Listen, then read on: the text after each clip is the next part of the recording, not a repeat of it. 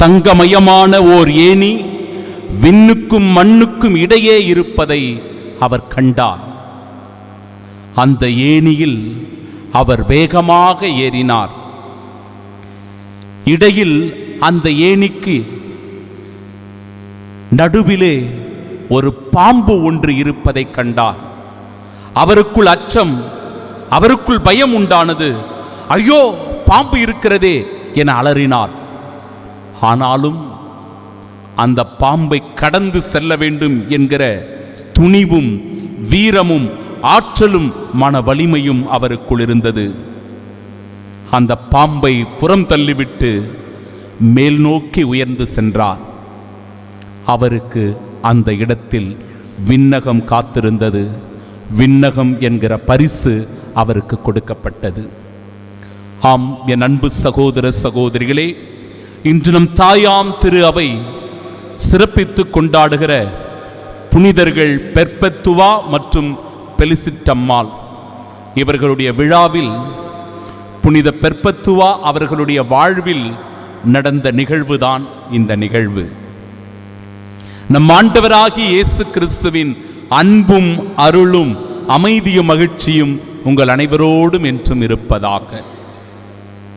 என் அன்பு சகோதர சகோதரிகளே, ஒவ்வொரு முறையும் ஆண்டவரை நோக்கி நாம் வருகிற போது, ஆண்டவருடைய வார்த்தைகளை நாம் கேட்கிற போது, ஆண்டவருடைய தரிசனத்தை நாம் பெற்றுக்கொள்ளுகிற போது, அவருடைய பிரசன்னத்தில் நாம் இருக்கின்ற போது நம் உள்ளம் மகிழ்கிறது, நம்முடைய உள்ளம் ஆறுதல் பெறுகிறது, நம்பிக்கை ஊட்டப்படுகிறது, நம்முடைய உள்ளத்தில் அமைதியும் மகிழ்ச்சியும் உண்டாகிறது.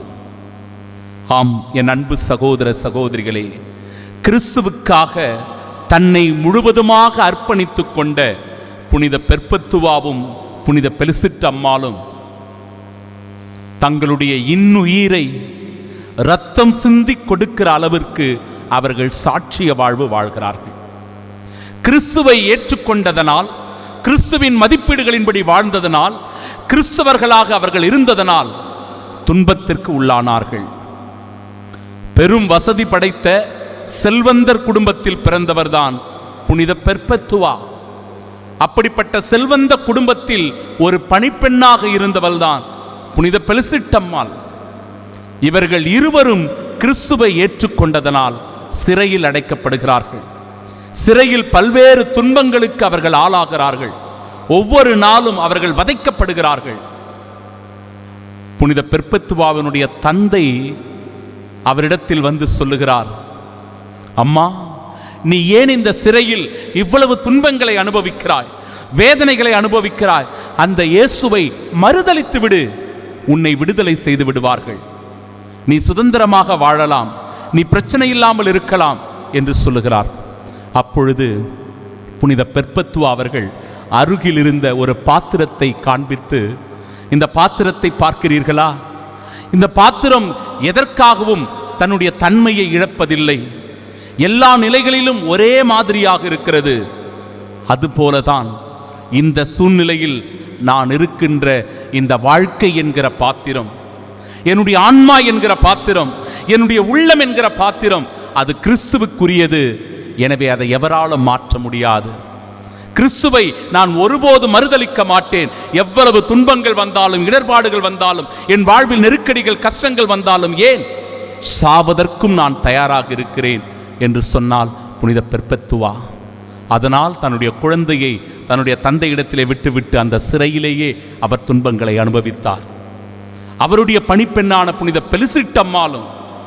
பெலிசிட்டம்மாளும் கர்ப்பவதியாக இருந்த சூழ்நிலையிலும் எல்லா விதமான வேதனைகளை, துன்பங்களை அந்த சிறையிலேயே அவர்களும் அனுபவித்திருக்கிறார்கள். இப்படிப்பட்டவர்கள் கிறிஸ்துவை ஏற்றுக்கொண்டதனால் கொடிய விலங்குகள் இருக்கிற இடத்தில் அவர்கள் தூக்கி வீசப்படுகிறார்கள். கொடிய விலங்குகள் அவர்களை கொல்லும் என்று எதிர்பார்த்த நிலையில் அந்த விலங்குகள் அவர்களை எதுவும் செய்யவில்லை. சரி, அவர்களை தீயிலே போட்டு கொளுத்தி கொண்டு விடலாம் என்று திட்டம் தீட்டி எரிகின்ற தீயிலே தூக்கி வீசி எறிகிறார்கள். அந்த தீயும் அவர்களை ஒன்றும் செய்யவில்லை. கோபம் கொள்ளுகிற அரசன் வாளாலேயே வெட்டி புனித பெர்பெத்துவாவையும் புனித பெலிசிட்டம்மாளையும் கொன்று விடுகிறான். கிறிஸ்துவுக்காக இரத்தம் சிந்தி தனது இறுதி மூச்சு வரை கிறிஸ்துவினுடைய நாமத்தை உச்சரித்து தன்னுடைய இன்னுயிரை கையளிக்கிறார்கள் புனித பெர்பத்துவாவும் புனித பெர்சில்தா அம்மாளும். ஆம் என் அன்பு சகோதர சகோதரிகளே, இந்த அற்புதமான நாளில் நீ ஆண்டவரையே மன்றாடுவாய், அவர் உனக்கு பதில் அளிப்பார். நீ கூக்குரலிடுவார், அவர் இதோ நான் என மறுமொழி தருவார் என்கிறது முதல் வாசகம். முதல் வாசகத்தில் பேரொளி எழுப்பி கூப்பிடு, நிறுத்திவிடாதே, எக்காலம் முழங்குவது போல் உன் குரலை உயர்த்து, மக்களின் வன் செயல்களையும் பாவங்களையும் நீ எடுத்து கூறு. அவர்கள் தங்களை நேர்மையானவர்கள் போலவும் கடவுளினுடைய கட்டளைகளை கடைபிடிப்பவர்கள் போலவும் தங்களை காட்டிக் கொள்ளுகிறார்கள். வெளிவேடமிடுகிறார்கள், போலித்தனமாக வாழ்கிறார்கள். மேலும் அவர்கள், நாங்கள் உண்ணா நோன்பிருந்தோம், நீர் எங்களை நோக்காதது ஏன்? நாங்கள் எங்களையே தாழ்த்தி கொண்டபோது நீர் எங்களை கவனியாதது ஏன் என்று சொல்லி அவர்கள் என் மீதே குறை சாற்றுகிறார்கள். அவர்கள் இந்த நோன்பு காலத்திலும் அவர்களுடைய ஆதாயத்தை தேடுகிறார்கள். இந்த நோன்பு காலத்திலும் தங்களுடைய வேலையாள்களை அவர்கள் மனநோகம் செய்கிறார்கள். இந்த நோன்பு காலத்திலும் வழக்காடுவதிலும் வீண் சண்டையிலும் தங்களுடைய நேரத்தை செலவிடுகிறார்கள். இப்படிப்பட்டவர்களுடைய குரலுக்கு நான் எப்படி செவி கொடுப்பேன்? அவர்களுடைய நோன்பு உண்மையான நோன்பா என்றால் இல்லை. ஆண்டவர் சொல்லுகிறார், எது உண்மையான நோன்பு என்றால் கொடுமை தலைகளை அவிழ்ப்பதும், ஒடுக்கப்பட்டோருக்கு விடுதலையை தருவதும், நுகத்தை உடைப்பதும், பசித்தோருக்கு உணவு கொடுப்பதும், தங்க இடமில்லாதவர்களுக்கு இடம் கொடுப்பதும், உடையற்றோருக்கு உடை கொடுப்பதும் நான் விரும்பும் நோன்பு என்கிறார் நம் ஆண்டவர். எப்பொழுது இந்த தியாக இரக்கச் செயல்களை நம் வாழ்வில் செய்கிறோமோ, என் அன்பு சகோதர சகோதரிகளே, ஆண்டவருடைய வார்த்தைகளை பாருங்கள்.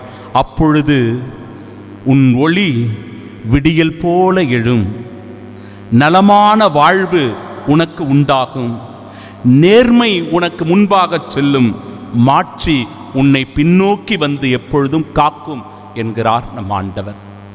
இப்படிப்பட்ட உண்மையான இறை ஆசீர்வாதத்தை இந்த நாளில் நாம் பெற்றுக்கொள்ள நம்முடைய நோன்பு எத்தகையது என்பதை சிந்தித்து பார்ப்போம். மணமகன் அவர்களை விட்டு பிரிய வேண்டிய காலம் வரும், அப்பொழுது அவர்களும் நோன்பு இருப்பார்கள் என்று நற்செய்தி கூறுகிறது. நம்முடைய நோன்பு அர்த்தமுள்ள நோன்பாக இருந்து ஆண்டவருடைய அருள் ஆசீரை பெறுகின்ற இந்த தவக்காலத்தில் ஆண்டவருடைய இரக்கத்தை மிகுதியாக பெற்றுக்கொள்கிற கிறிஸ்துவின் சாட்சிகளாய் வாழ்வோம். ஆமீன்.